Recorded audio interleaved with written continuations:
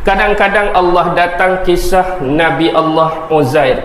Nabi Allah Uzair yang dianggap oleh orang Yahudi sebagai anak Tuhan, sama macam orang Kristian menganggap Nabi Isa tu anak Tuhan.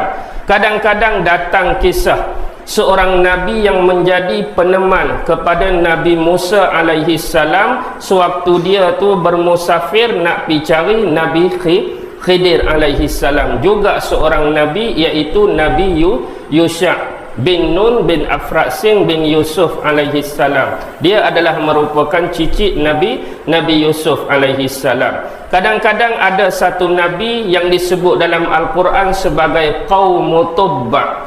Kaum Tubba, kaum Tubba. Tubba tu juga adalah seorang Nabi.